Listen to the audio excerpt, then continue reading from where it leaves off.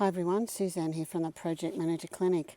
I'm coming to you today from a beautiful Freisig in Germany, and I just want to talk to you about a couple of things, of course, to do with project management. And one of those key things is around whether projects are really hard or not. And we continue to see them fail. Most of us will be aware that projects continue to fail, and my question really is, are they really that hard? Why are they failing? We continue to look at some of these results, but one of the things I want to talk about today is the recruitment of project managers. And this is a very vast subject, obviously, which we've touched on once before. But my experience is that often the wrong project managers are hired to do the wrong roles. Some project managers really don't know the basics of project management, which is quite staggering. So my question, are they really that hard? Well, they can certainly be. They can really be very difficult depending on the project. But if you don't know what you're doing and you don't know what your tools are and in fact the basics, you'll make it much, much harder. So the potential impacts to projects when an inexperienced project manager is hired can be quite significant, particularly if that person has little to no support to help them through. A recent experience by me was where a project manager that I was working with was not experienced to the level that I think they probably claimed, with some of the absolute basics being forgotten. So yes, these things can very much impact your project, and they can cause delays, they can cause a whole lot of other things and complexities in your project. But another key issue is where the organisation that's hired the project managers are themselves without maturity or the maturity that they need in terms of the application of project management. If the organisation and the support around project management is not there, even an experienced project manager may flounder, and this will in turn impact project success. It's really worth raising in your organisation that if you don't have the right people in project management and you don't have the right structures and the right support for your project managers, then you are actually limiting everybody's success. So let's just talk a little bit about the project management basics, understanding the fundamentals. Well, I always go back to the PMI's PMBOK, that's my favourite, and the 10 knowledge areas, which are, just for those who may not know and just to refresh, project integration management, scope management, time schedule management, cost management, quality management, resource management, communications management, risk management, procurement management, and of course stakeholder management.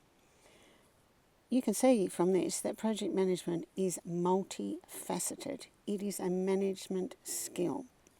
And I think a lot of people actually misunderstand that project management is a skill in terms of leading a team in some complexity to finalise or develop and finalise a project, which is a finite piece of work.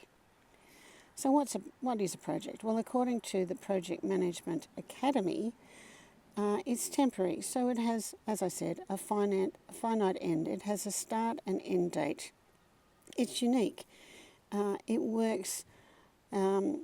Its work differs to business as usual work, and it's often stood up to achieve something different in the organisation.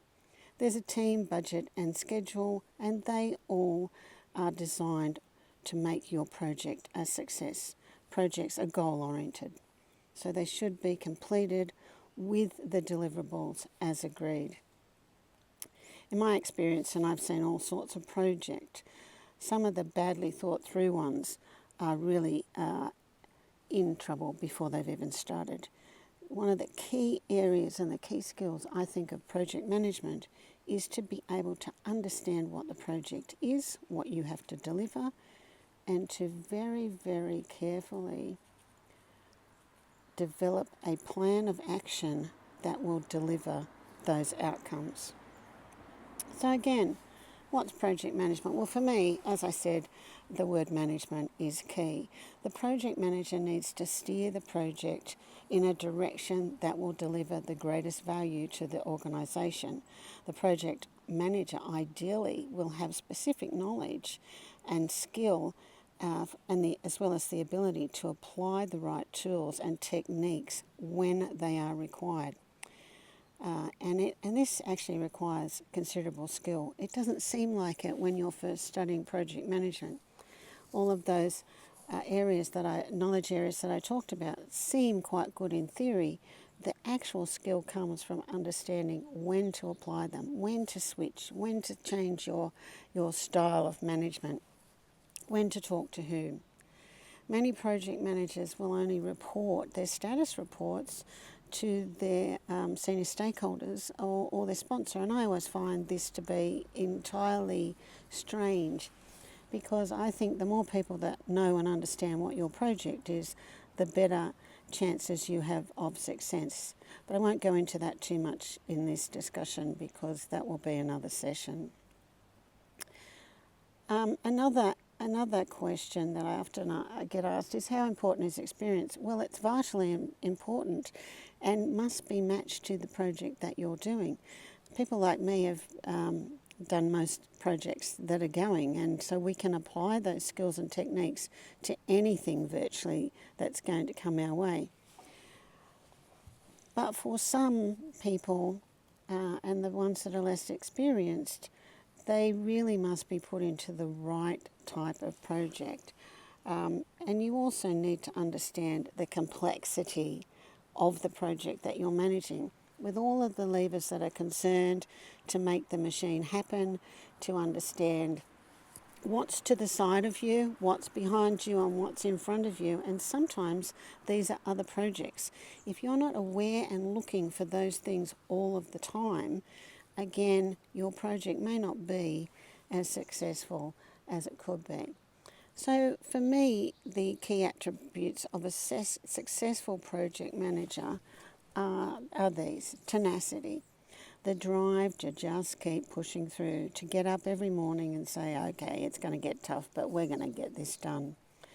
Planning and organisation. As I said before, planning, absolutely key. And this is an area that you will typically be rushed through because most stakeholders and sponsors just want to see the schedule. Now, I may do another session on this because understanding what is entailed in providing a really well thought through schedule is difficult for some people on the periphery of your project. So we need to learn how we're going to talk to our key stakeholders. Scope management. Well, it's a little bit more, I think, than just being able to understand what the scope is and to talk about your deliverables. You really have to know these things inside and out. When somebody wants to make a change, you have to understand what that change is, whether it's in the project or not, and how that entire scope goes into the planning of your project. Logical thinking.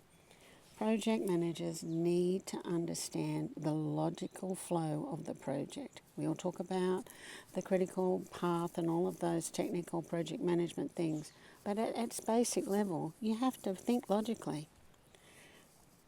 Deliverable packaging. This is often not talked about, but I think the project manager needs to understand how the bits come together to form the scope. What is actually entailed in a deliverable? And I call these deliverable packaging. A deliverable may have a bunch of tasks inside of it. You may find that you have to split up a deliverable. They come in all different shapes and sizes, but if you don't understand how to package your deliverables and then communicate it, you're doing yourself a disservice. Budget management, often not looked at and not asked, I find, in recruitment interviews. And there's not enough asked about the financial aspects of your project. leadership. Again, project management is a leadership activity. We are leading a team to deliver something. Too often, a project manager is subordinated by the organisation and not giving the autonomy that they actually need to achieve.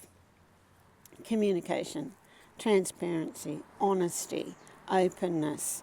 Of course, there's always going to be things that you want to keep close to your chest, but there's no reason why you can't communicate that to your sponsor and let them decide what needs to happen.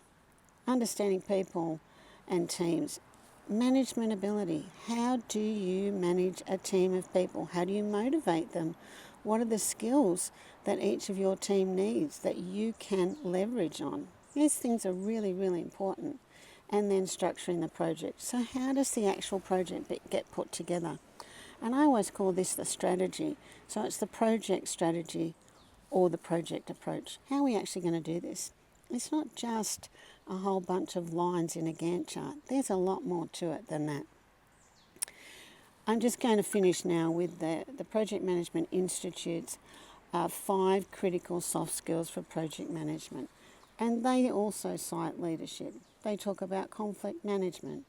They talk about communication, creativity. You'll be amazed how often that one comes up and is needed. And finally, critical thinking. So that's all for today. I hope that's covered a few things and answered a few questions.